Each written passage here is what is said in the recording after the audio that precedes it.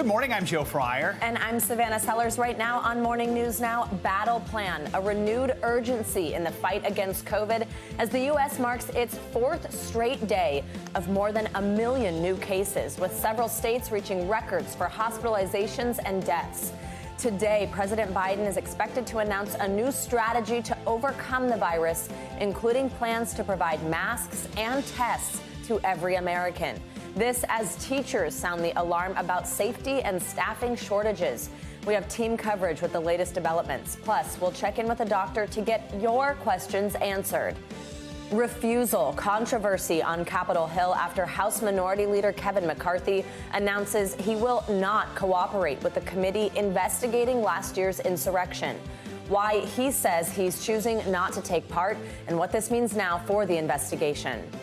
One-on-One, an NBC News exclusive with Vice President Kamala Harris getting candid and going in-depth about the challenges she's faced in office, including, of course, COVID, the Capitol insurrection, voting rights, plus her plans for 2024. We're focused on what we need to do to address issues like affordable child care, what we need to do to ensure. So there have been no conversations about 2024? The American people sent us here to do a job. And right now, there's a lot of work to be done, and that's my focus. Her exclusive interview with the Today Show's Craig Melvin. And hashtag representation, the animated movie now trending on TikTok several weeks after its theatrical release. The story behind Encanto, and that has so many young people charmed. That is such a sweet one. Have you seen the movie yet? I haven't seen the movie. No. I've seen the TikToks. Okay.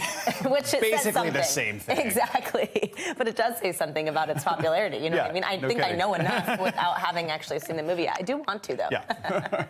All right. We do begin this morning, though, with these startling COVID numbers. Once again, more than 1 million Americans tested positive over the past 24 hours. This is the fourth day in a row the U.S. has reported more than 1 million new cases. That has never happened before. And that means that more than 4 million Americans have been infected since just Sunday. As for the overall total, within the last 2 years, more than 63 million people in the U.S.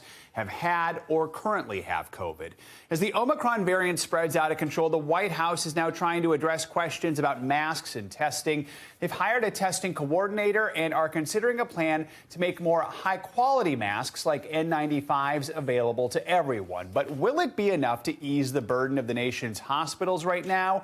15 states plus Washington, D.C. say COVID hospitalizations have more than doubled in the past 2 weeks. Some are seeing patient numbers they haven't seen at any other time during the pandemic. NBC News correspondent Josh Letterman joins us now. Josh, President Biden is planning to give an update on his administration's COVID response later on this morning. So what can we expect, especially when it comes to these high case numbers and growing number of hospitalizations?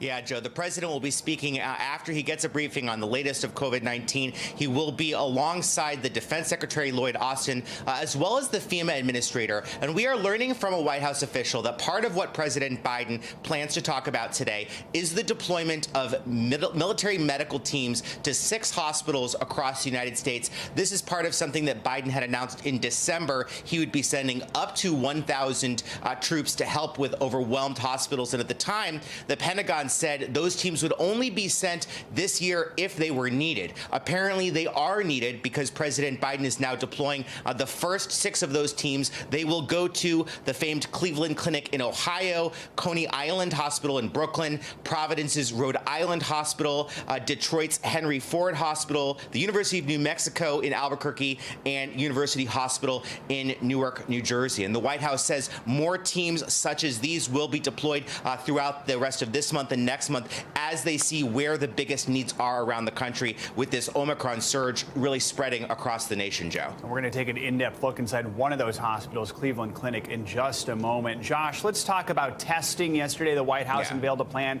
for testing in schools and announced a testing coordinator. But a lot of people are still wondering where they can even get tests. The president said last month they'd be launching a website where people can request free tests. It's still not here. So where is it? What's the White House saying about that? Well, the White House says that they are expecting to take the first delivery of these tests that they have now signed contracts to purchase within the next week or so. We're also hearing from Tom Igglesby, the new White House testing coordinator, who told PBS they could have that website up within days. We have not gotten to see that website yet. There is a long history of healthcare websites built by the federal government not working terrifically when they first get rolled out. So I think there are a lot of questions about whether that's going to be able to handle the really surge of possibly tens of millions of Americans, just like we saw the government struggle when they had to give out those coronavirus stimulus checks to come up with websites and systems for that. But the White House says they are on track. They are defending their decision to have these tests really just rolling out at the end of this month, despite the Omicron surge we've been seeing since December, saying they moved as quickly as possible to respond to this really massive surge in demand for tests that we're seeing across the country. Josh Letterman in Washington. Josh, thank you.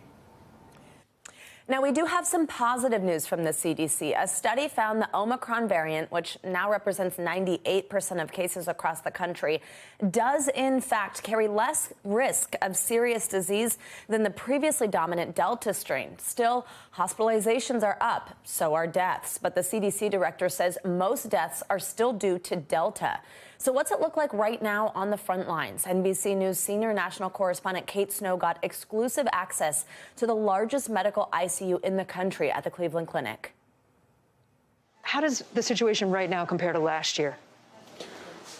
We have more patients. Our patients are sicker. Our teams are tired and exhausted, too. In a COVID ICU unit at the Cleveland Clinic's main campus, 25 patients struggle to hang on. As soon as one recovers or dies, another moves in. We're seeing patients in their 20s, in their 30s, in their 40s. Good morning. Nurse Tim Washington came on at 7 a.m. First thing I did is kind of look in the room to see if my patients were still there. Still alive. Still alive, right. And they are today. They are today. Most patients here are on ventilators. 90% are unvaccinated. Do you personally feel anger? What do you feel? If I say I didn't feel anger, I would be lying, because this can be prevented with vaccinations. There was some good news. A new study from Southern California finding the Omicron variant is less likely to lead to hospitalization, ICU admission, or death than the Delta variant. Those infected with Omicron who were hospitalized had a shorter duration of hospital stay. But the sheer volume of Omicron cases is straining the system. At the Cleveland Clinic, 5% of the staff is also out sick. National Guard were called in to run testing centers, clean, and deliver meals. Respiratory therapist Myron Drissen used to be assigned to 8 patients. Now he'll sometimes cover 17. When that alarm clock goes off in the morning, it's a little bit, here we go again. People come to the Cleveland Clinic from all over the country for specialty services or surgeries. But right now, because of the COVID situation, no elective surgeries until at least January 30th. That's actually the rationing of care. Nationwide, ICUs are 82% full, a pandemic high. Dr. Hassan Cooley, who heads critical care at the Cleveland Clinic, says if their ICUs grow more crowded, it could be devastating. I guess this is a morbid thought, but does that mean that somebody that comes in with a heart attack might end up dying because they can't get into your ICU? That is possible, or they would wait in the emergency room, waiting for a bed in the intensive care unit, or they may be actually crashing on the floor. In the COVID unit, 73-year-old Ron Perelka is vaccinated but not boosted. He has an underlying medical condition. I'll tell you, I was the last one to think that I would get it. What would you say to people who think that Omicron is mild and it's no big deal? I'm willing to go walk out the door and they can come and sit in here and see what it's like. He was one of the only ICU patients even able to speak. Kate Snow, NBC News, Cleveland. Let's bring in NBC News medical contributor Dr. Kavita Patel. So, Dr. Patel, let's start with kids. Vaccination rates still low among children, especially those as young as 5. What is your message to the parents out there who are concerned because they say this is still a new vaccine? They're worried about potential side effects on kids. What's your message? Yeah. 2 points, Joe, to reassure parents. Number one, that we now have had millions of children in the 5 to 11 age group who have been vaccinated. And the time period where we would expect to see any serious or significant side effects has passed. And we've happy to report that this is a very safe and effective vaccine. Second point, children are getting COVID, and the most cases that we're seeing in hospitals and clinics are unvaccinated children, so we can protect them. That's the basic point. Come in with questions. We have answers. And there's no judgment here, but please get vaccinated. Speaking of questions, we asked our viewers to submit some of their questions. We quickly heard back. One viewer, Maria, says she's vaccinated, wants to get the booster, but tested positive for COVID this week. She wants to know, how long do I wait before getting my booster? So what do you say to Maria and the many others out there who are in a similar position? Yeah, good news. You do not need to wait to get your booster. We recommend you finish your isolation period. So we're still recommending 10 days if you are testing positive.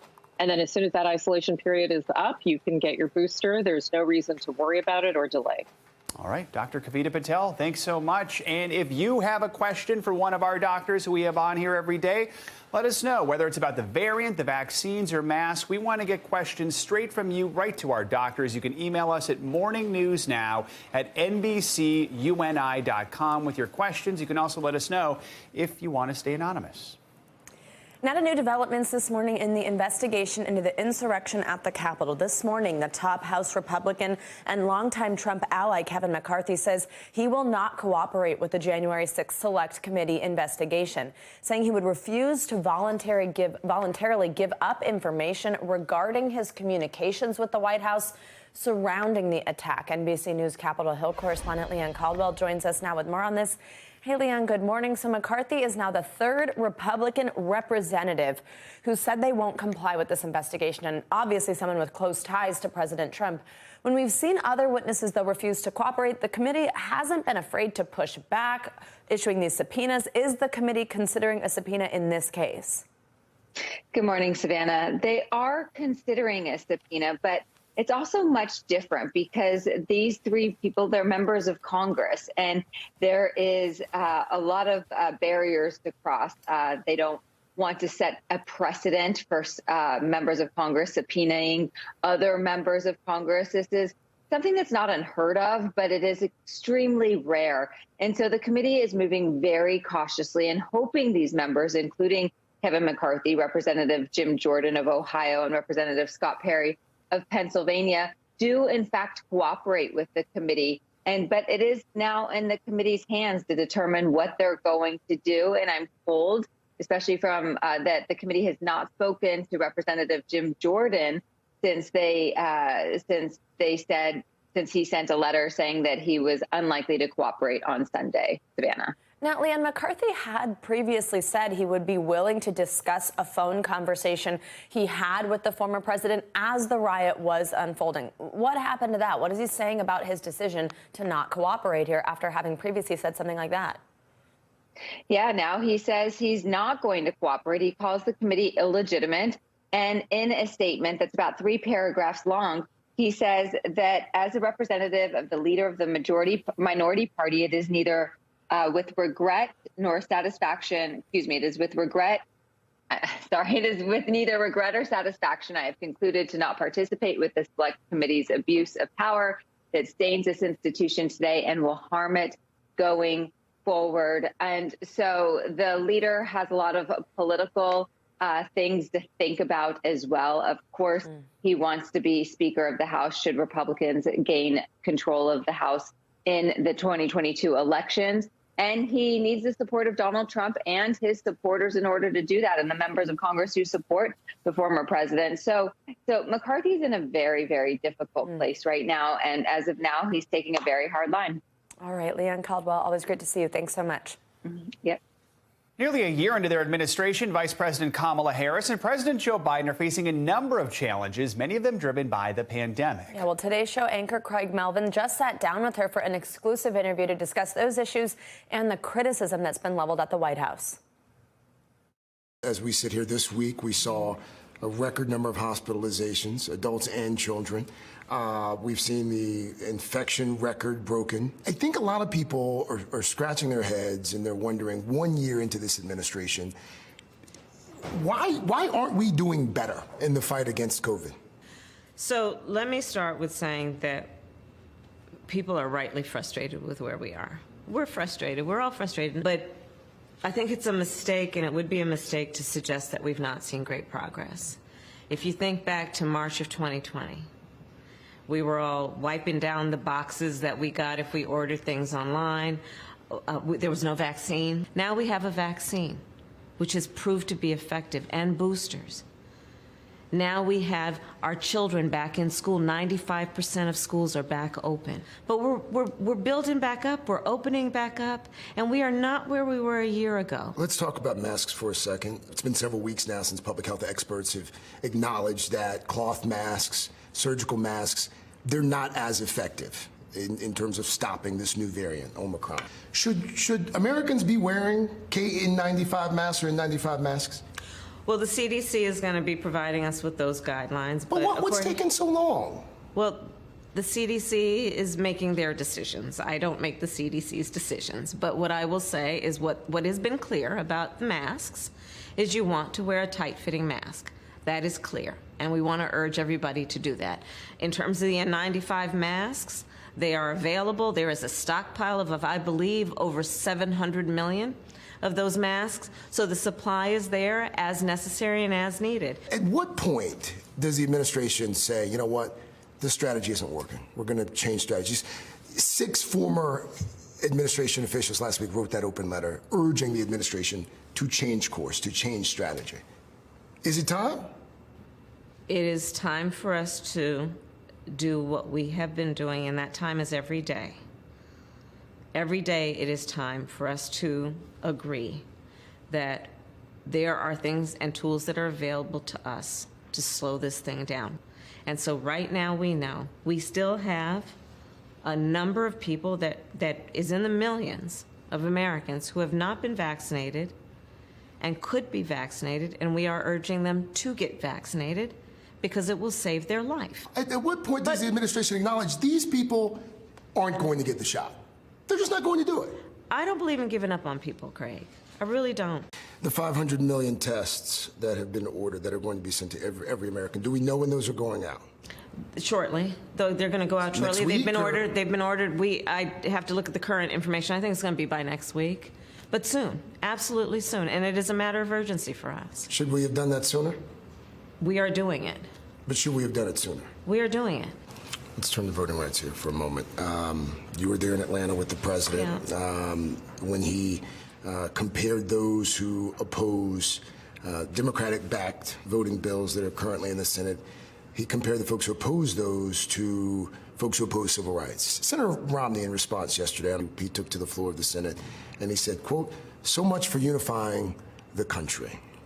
When the president was on the campaign trail in the fall of 2020, he said something. He said, "With Trump out of the way, the vindictiveness of a president going after Republicans who don't do exactly what he says gets taken away." Isn't that exactly what President Biden did in Atlanta on Wednesday? President Biden took the, I believe, right and courageous step to say that Senate rules should not get in the way of protecting the American people's access to the ballot. And he compared this time to a previous time in our history, which is apt for comparison. It's not just Republican opposition. It would seem as if this piece of legislation is going to come down to 1 or 2 moderate Democrats. In months and weeks, the administration hasn't been able to convince 1 or 2 senators to come around. How are you going to do that in 2 or 3 days? If I may, I'd like to contextualize this conversation. Sure. Which is, in 2006, in this very town of Washington, D.C., up the street at the United States Capitol, in the United States Senate, 98 of the 100 members of the United States Senate voted in favor of an extension of the Voting Rights Act. It was not a partisan issue. It was an American issue. But, Madam Vice President, how are you going to get it done? Well, when we have the discussion about who's responsible, I will not absolve the 50 Republicans in the United States Senate from responsibility for upholding one of the most basic and important tenets of our democracy, which is free and fair elections and access to the ballot for all eligible voters. What about Senator Manchin? What about Senator Sinema? I don't think anyone should be absolved from the responsibility of preserving and protecting our democracy, especially when they took an oath to protect and defend our Constitution. Why has the administration not been able to get Senate Democrats on board? We are not giving up. No, but the question was, why has it taken this long? But you're acting as though it's over. Well, I mean, It's not over. So it's going to happen by Monday? I'm saying it's not over, and we don't give up. We don't give up, and we will not give up. Are we going to see the same Democratic ticket in 2024? I'm sorry, we are thinking about today. I mean, honestly, that I know why you're asking the question, because this is the part of the punditry and the gossip around places like Washington, D.C. Let me just tell you something. We're focused on the things in front of us. We're focused on what we need to do to address issues like affordable child care, what we need to do to ensure. So there have been no conversations about 2024? The American people sent us here to do a job. And right now there's a lot of work to be done, and that's my focus. It sounds sincerely. Like you're at least familiar with some of the punditry. I don't know if you've heard that there's been some talk about a Biden-Cheney ticket perhaps in 2024. Did you read that article? I did not. No, I did not, and I really could care less about the high-class gossip on these issues. All right, fantastic interview there from our Craig Melvin. Thank you so much for that exclusive interview, actually. And let's get a check now on your morning news now weather. NBC News meteorologist Bill Cairns, of course, joins us with the latest on that major storm that's expected to impact millions in the U.S. coming up. Bill, what do we got? Yeah, there's millions of people paying attention to this forecast. It is going to impact a lot of you. So this storm, not today. It's up in Canada. It's on its way. But today is our day to kind of just take a deep breath, see what we have to prepare for in the days ahead. It's a pretty nice forecast around the country. Nothing too cold, nothing too wet, not too bad. So let's get into the storm. This will be our biggest winter storm of the season. It's going to start in North Dakota, and then it's going to drop down into the Central Plains as we go throughout Friday morning. So we already have winter storm warnings up in the areas of red. We have winter storm watches in blue. And tomorrow morning, when I show you the same map, we'll include a lot of the south and even into the East Coast. So here's how it's going to play out. Remember on these maps, the blue shows you where the snow is. The pinkish shading, peach color, that shows you where the icy mix is. So that's kind of where it's going to be kind of messy Friday evening. Kansas City, Columbia, all the way through St. Louis and Interstate 70. A good snowstorm for areas of Iowa, especially Sioux Falls included in that, and Des Moines and Ames. So the snow totals, this is just out through Saturday morning, does show at least 4 to 8 inches. That's a plowable snow, good for the kids, but difficult travel there, Iowa and also Minnesota. And then let's take this storm Saturday morning. It dives all the way down to the Gulf Coast. We could see some snow and icy problems from Oklahoma City to Tulsa, or just north of Little Rock. And then Saturday night into Sunday, a snowstorm through especially Kentucky, portions of Tennessee. An ice storm is likely in areas of the Carolinas, maybe even a crippling ice storm. Be careful, watch that from Charlotte northwards to Roanoke. And then Sunday night into Monday, a burst of snow followed by sleet and rain up through the I-95 corridor. The heaviest snows right now appear likely to be inland, north and west of I-95, so not for D.C., New York, and Boston. You'll get some snow, but the really, blockbuster totals will be out towards Pittsburgh, Rochester, Syracuse, possibly Albany, and interior sections. So this is going to be a big one, guys, and we'll pinpoint the snowfall totals tomorrow a little better for you. But as of now, it looks like the big cities along the East Coast, this will not be a huge snow event for you. It'll be a mess. This thing looks like it's just taking a tour of the United States. Like it just wants to see every little part of it. It is. It will. Thank you, Bill. Bill, and we'll see you in a little bit, actually. Coming up, they're calling it Partygate. British Prime Minister Boris Johnson facing new calls to resign. Yeah, that comes after revelations he attended a BYOB party while the UK was under strict COVID lockdown. That's up next on Morning News Now, the growing fallout and the Prime Minister's apology.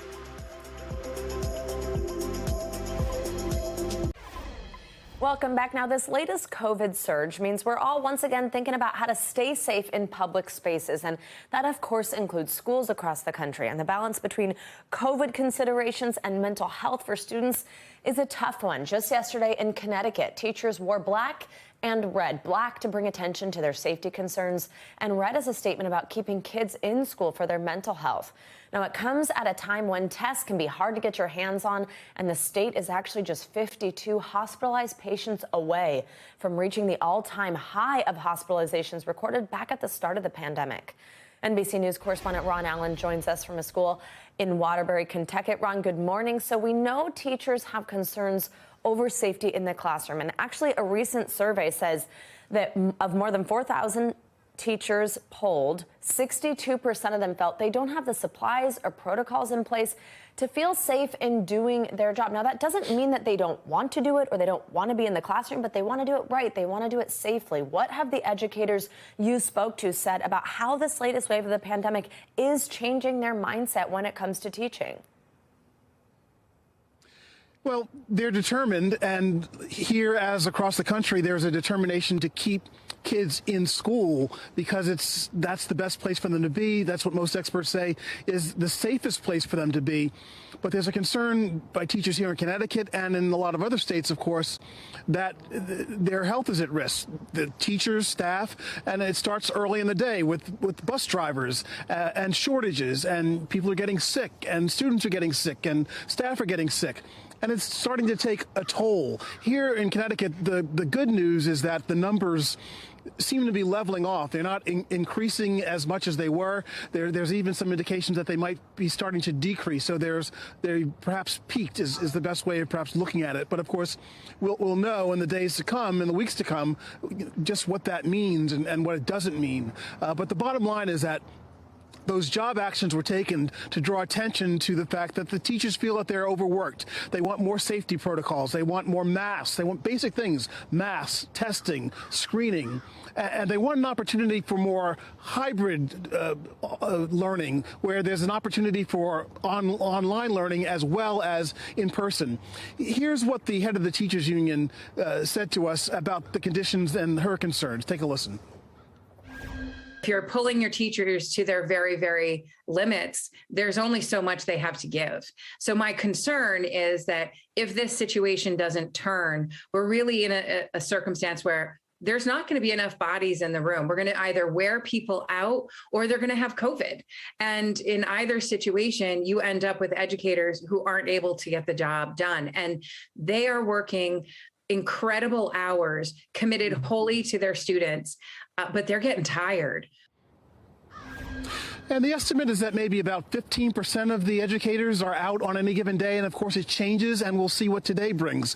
Because again, COVID is affecting everyone. There are staff shortages, again, starting at early in the day with school bus drivers through the end of the day with teachers, staff, and extracurricular activities as well. So the problem is just getting very acute here. And those job actions were taken because the teachers feel they just want to bring attention to this. They want to try and get some support, some help. And they have been getting some responses from superintendents around the state, parents who were wondering what they can do to pitch in. And so the community is trying to come together. Again, the big objective is to keep kids in school safely. Yeah, Ron, before I let you go, tell me how those staffing shortages are impacting the district's ability to offer in-person learning to the students. Here in Waterbury, their elementary schools, K to 8, are open full-time, all day. Middle schools and high schools, it's a hybrid day, part in person, part online. And that's what a lot of other educators across the state want to see happen in their communities as well. This is one of the larger districts in Connecticut. It's a somewhat urban district as well. So they've made that hybrid model work here for some time, and they're trying to see if that can happen in other parts of the state. But of course, there's a lot of resistance to online learning. People want their kids in school, and educators want to be in school. So it's working here now in that sort of hybrid model, and we'll see how it goes. But again, the bottom line is, the good news is that the numbers seem to be peaking, even perhaps decreasing. So we may be getting to the end of this, but we're certainly still in the middle of it. Yeah, definitely good news. We're potentially hearing there about the Omicron surge in general. Ron Allen, thank you so much. Britain's Prime Minister Boris Johnson is battling a political firestorm this morning. He had to apologize to Parliament for attending a bring your own booze party during a COVID lockdown in 2020. Now Johnson is facing calls to resign, not just from opposition leaders, but from members of his own Conservative Party. NBC News correspondent Matt Bradley reports. A contrite Boris Johnson apologizing before a hostile Parliament, admitting for the first time he attended a party while the UK was under strict COVID lockdown. I regret very much that we did not do things differently that evening, Mr. Speaker, as I've said, and I take responsibility and I apologize. Johnson conceding he went to a garden party at 10 Downing Street in May of 2020, amid the wave of first COVID deaths. A time when gatherings of more than 2 people were banned. The party just weeks after the Prime Minister's own near-death struggle with the infection. I believed implicitly that this was a work event. But, Mr. Speaker, with hindsight, I should have sent everyone back inside.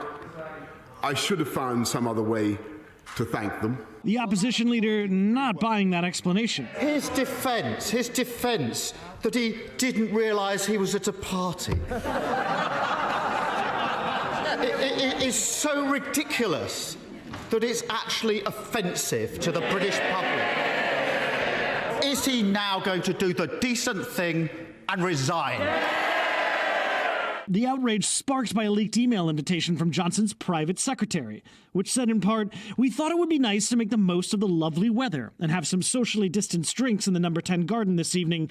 Please join us from 6 p.m. and bring your own booze." A stark contrast in tone from the messages Johnson delivered publicly that spring. I urge you, at this moment of national emergency, to stay at home, protect our NHS, and save lives.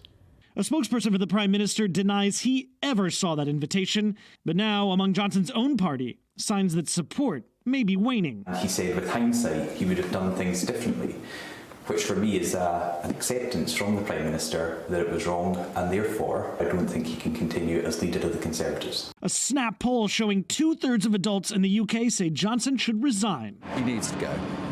He's setting a bad example to Britain across the world. But I'd say the majority of us have broken the rules somewhere not to suit ourselves. He's only human at the end of the day.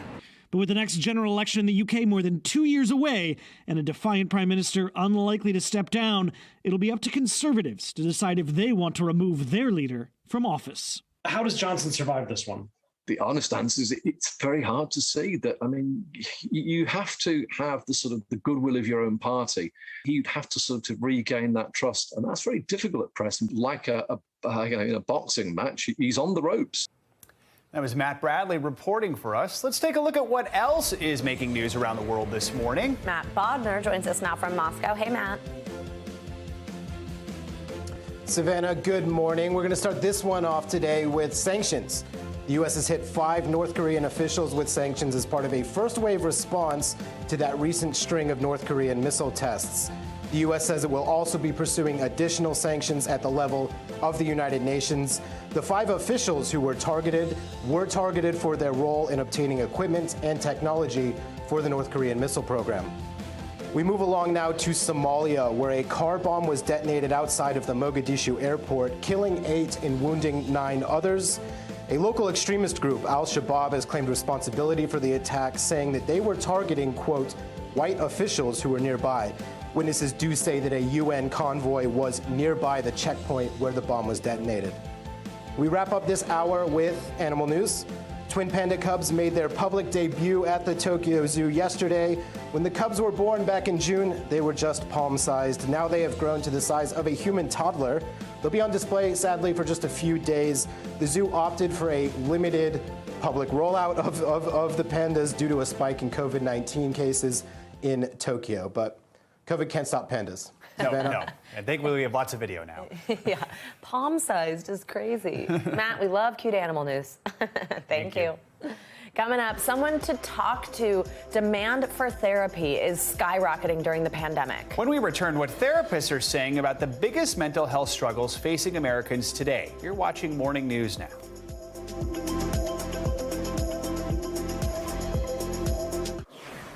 A new year means a new list of unusual items confiscated by the TSA from people going through airport security. The agency screens millions of passengers every year, and some don't seem to be familiar with TSA rules or common sense. The top of the list for the strangest items confiscated in 2021, a chainsaw at New Orleans International Airport. In the number 2 spot, a wine holder shaped like a gun found at the airport in Sacramento. Other items in the top 5 include fireworks, a machete, and bear spray, in case a bear gets loose on your plane. The full top 10 list also includes a meat cleaver, a meth burrito, and an antique pistol. According to TSA, 2021 saw the most confiscations ever in a single year since the agency was created. I just Googled what is a meth burrito. I think it's crystal meth was inside a breakfast burrito. That's how they were. And we've just decided to call it a meth burrito. I don't think Taco Bell will be. The meth burrito. Meth burrito. Wait, a chainsaw? A chainsaw, yeah. So, I don't know. Wait, is this when you're going through security? It's not in a checked bag. Well, I guess I'm not 100% sure. Right. I don't know. Just a chainsaw in your large purse? Okay, well, that's interesting. I guess Americans are traveling again. All right. It's no secret that millions of Americans have been struggling with their mental health throughout the pandemic. Yeah, but as Omicron cases rise and we head into the winter months, therapists say demand for their services is at an all-time high. It's even forcing some to turn patients away. Joining us now to discuss is Tara Parker Pope. She's the founding editor of Well at the New York Times. Thank you so much for joining us on such an important issue. Now, you co-wrote this article, and it's titled, Why Therapists Are Worried About Mental Health in America Right Now. Now, you say it's not just the number of people who need help, but it's also these intense emotions that people are experiencing. Therapists are hearing things, quite frankly, they haven't heard before. Tell us about that. Yeah, I think that when we went into this project, we were well aware that a lot of people were struggling. That's just what we're hearing from readers. I think what surprised us was how the demand is so high that the therapists are really having a hard time keeping up with it, and they're having to turn people away. And they're hearing people, it's a range of problems. It's some of the, anxieties and depression that they've seen in the past. It's amplified by the stress of COVID, by the isolation. They're seeing a lot of couples with problems from too much time together and too much stress with the kids at home and homeschooling and job demands. They're seeing a lot of financial worry. So it's really a crisis. I think that we talk about the mental health ramifications of the pandemic, but I don't think that people really appreciate how really serious this is. The collateral damage of lockdowns and isolation and just the fear of COVID, it's great right now. It's very high. Your article also talks about children and how more kids are seeking help. One social worker says a 10-year-old patient described his feelings as sad panic mode. What do you think this means long term for the kids who've been living through this pandemic? And I'm sure many parents are wondering, what are they supposed to do about it? Well, that quote did break my heart. And she said that she started using that with some of her other clients, and a lot of the little children could really relate to sad panic mode. And I did hear from a lot of child therapists who said that the kids really are struggling. The good news, I would say, for parents is that children are resilient, they can recover, and that parents should, do their best to seek help, get their kids socialized, support them in school. I think that, a lot of the therapists I spoke with said, we're going to be dealing with the effects of the pandemic for the rest of our careers. It's not going to end in a year or 2 or 3. It's going to stay with some of these kids for a while. But there is help, and I think that's the hopeful part of this. It's hard to find help right now, and there are a lot of waiting lists, but there is some hope there that children especially can get the help that they need. Quickly, I want to ask you about that, about just how hard it is to find help. I mean, I was so struck in your article by how many therapists are having to turn away patients because they just can't handle the demand. I mean, it's tough to imagine how that conversation even goes. What do you think that does to the mental health of those therapists, of the ones who are helping us all, that they just can't help everyone who needs it? Well, that's something that really came out in our research. We asked, we did a survey and asked some very specific questions, and we also gave the therapists an opportunity to tell us what was on their minds. And it was just shocking how many of them talked about the stress that they're experiencing themselves. Now, the thing about this situation that's unusual for therapists is that they're living the pandemic. So they're living the same experiences as their clients. So they really can relate in an unusual way to the challenges. But it's also very heartbreaking because they're just not enough hours in the day to keep up with the demand. And something needs to happen at a much higher level to solve this problem for the therapist. Absolutely, it really does. Amazing article, and thank you so much for your time. Thanks for joining us this morning. And now, if you or anyone you know is struggling, you can call the National Suicide Prevention Lifeline. You see it there on your screen, 800-273-8255, or text TALK to 741-741. Coming up, another candid conversation, this one about climate change. Yeah, after the break, our Bill Cairns is back to debut our new weekly segment focused on our world and what we can do to protect it. This is Morning News Now.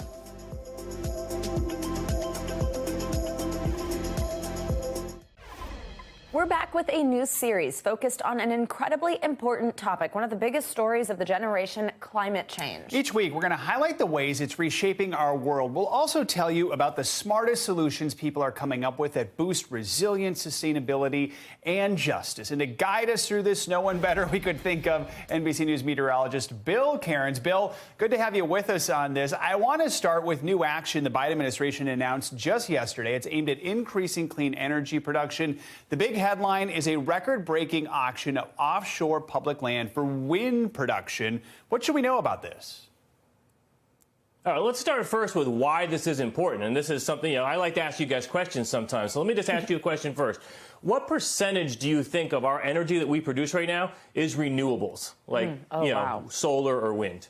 Ooh. Just a guess, out of 100%. Just a random guess. I'm going to randomly guess 15 to 20%. I'll guess 27. Yeah, you guys are close. It's 8%. Oh, okay. It's 8%. So yeah, it's not much out there. So this was a big announcement yesterday because this will be one of the largest auctions we've ever had offshore for wind turbines and what we call a wind farm to be. And this one actually is going to be located in between Cape May, New Jersey, and off of Montauk. They call it the New York Bight. And it's a shallow area of water. And they're actually going to auction this off on February 23rd. And it hopefully is going to produce up to 7 gigawatts of clean energy. So what's a gigawatt? Well, that's a lot of energy. That's enough to power about 2 million homes. And if you figure about 4 to 5 people in each home, that's almost enough power for all of New York City. So this would be one of the biggest wind farms that we have out there across the country.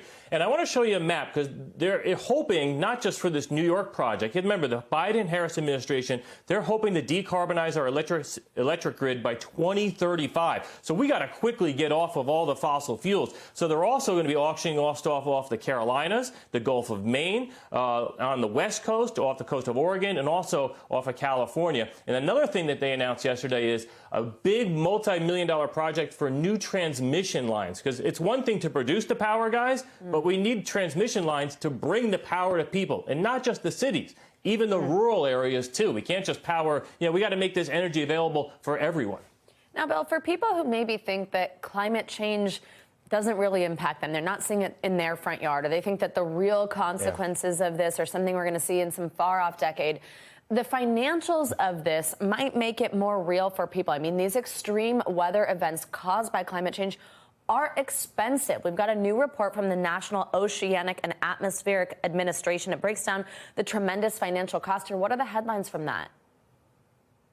Yeah, one of the favorite things climate scientists like to say is the cost of doing nothing is actually more because of so many increased climate effects because of the warming climate. So let me just show you this map. This was just from last year, and this was all of our climate, what we call billion-dollar weather disasters. Now, a lot of them, this happened to be in the Gulf Coast because of hurricanes and the middle of the country from severe weather. We didn't really have many on the West Coast with the exception of all the forest fires and right along the eastern seaboard. But we we had 20 events that were billion-dollar weather events. The total cost of these was $145 billion. The most expensive was Hurricane Ida, of course, that hit Louisiana hard, and then the epic and historic flooding in New Jersey around New York. And if you remember, about a year ago right now, the costliest winter storm on record in our country was in the Texas, where people had no power, people died. That was a $24 billion weather disaster. We're seeing an increasing number of these weather disasters that are costing $1 billion or more, guys, and a lot of it's driven by climate change. Bill, we want to talk about solutions real quickly. An architect at MIT has a plan to take vertical farming to skyscraper heights. What can you tell us about it?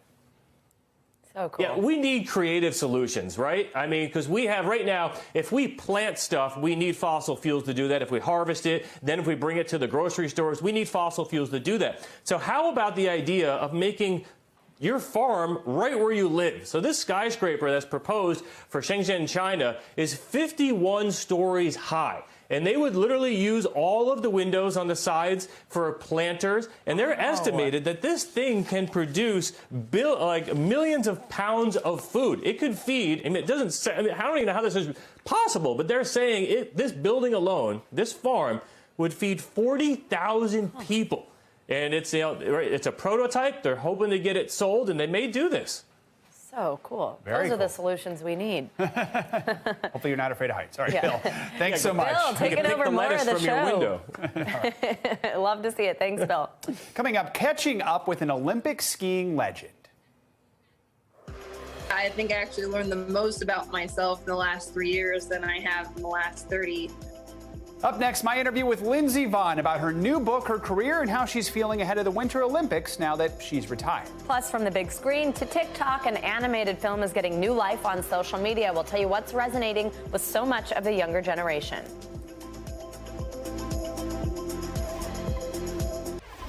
The Winter Olympics are just around the corner, but one familiar face won't be competing this year. Skiing legend Lindsey Vonn, who made her first Olympic appearance back in 2002, and she's now retired. But she is out with a new book titled Rise. It focuses on her career and her struggles with depression. I caught up with Vonn to talk about this new memoir. What is it going to be like to not be in the Olympics this year for you? I'm definitely, going to be sad to not be racing, but it's been a few years now, and I think what most excites me about these next Olympics is watching my teammates succeed. Any part of you that's maybe a little bit relieved that you don't have the pressure of competing this year? No, I love the pressure, but I am not jealous of COVID and all the protocols and how that's changed sports in general. That's something that can really throw you off your game. At the beginning of the year on your social media, I noticed that you posted a picture and said it was your first ski vacation since you were 9 years old. Whenever I rarely got a chance to be on vacation, it was always to a beach where I could thaw myself out a bit. But this was a really exciting opportunity for me to be with my family and my friends and to really learn, how to relax on the mountain in a different way. And I definitely crushed après skiing. I've never been really able to experience that until now. So there's so many more elements to being on the mountain than I ever knew were possible. The book is called Rise. What do you want people to know about it? It's really just a story of my life, the adversities that I faced, whether it was on the mountain or off the mountain. And I really just want to give people an inside look as to what kind of a person I am. There's a quote in your book that stands out. It says, over that first year in retirement, I traveled through all the stages of grief, denial, pain, anger, bargaining, depression, reconstruction, acceptance. In a way, though, it only seemed fitting because it was like part of me had died. Can you talk a little more about that? Skiing was like my son. Literally everything revolved around it. And then I woke up one day and it was gone. And it's never coming back. So I really had to accept that. And I also, throughout the course of my career, used skiing as a crutch. I really hid from a lot of my problems by, focusing solely on my sport. And that's not a super healthy thing. So, when those types of crutches are gone, it's a very eye-opening experience. Do you feel like you've learned a lot about yourself since retiring a few years ago? Yeah, I think I actually learned the most about myself in the last 3 years than I have in the last 30. On the mountain, I was in control. I was the driver, and off the mountain, I was more of a passenger. But now, my life, I am the driver in every sense of the word and in every aspect of my life. Does it feel good to be the driver now?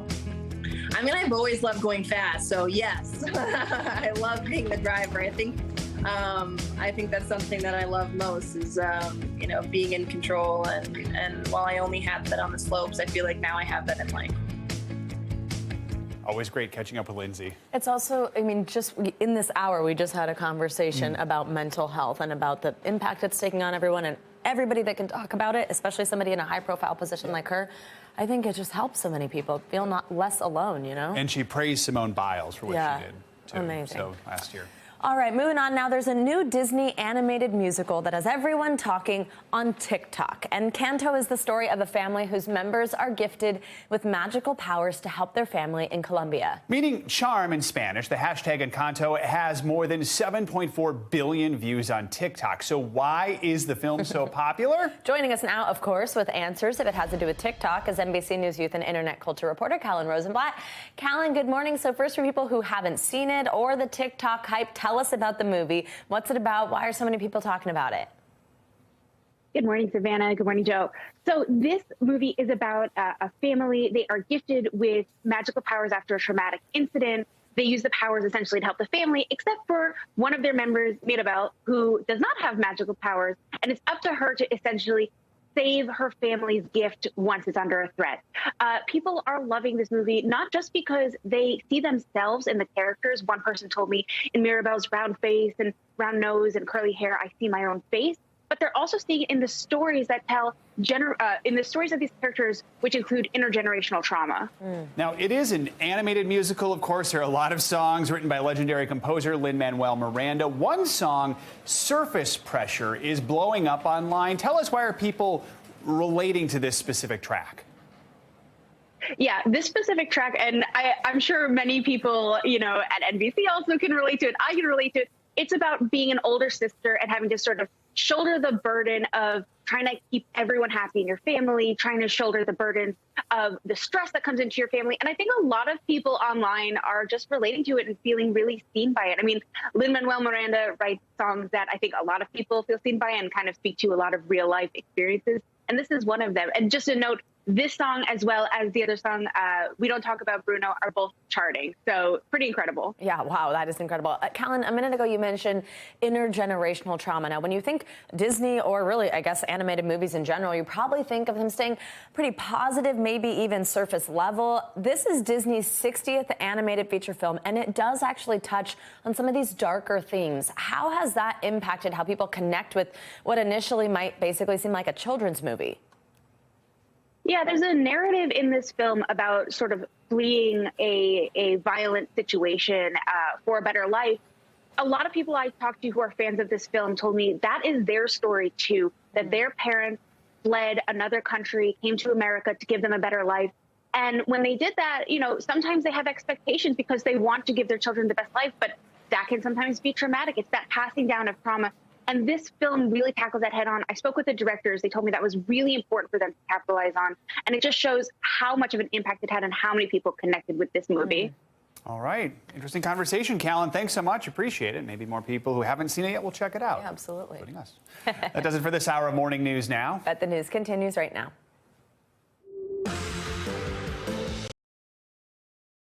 Thanks for watching our YouTube channel. Follow today's top stories and breaking news by downloading the NBC News app.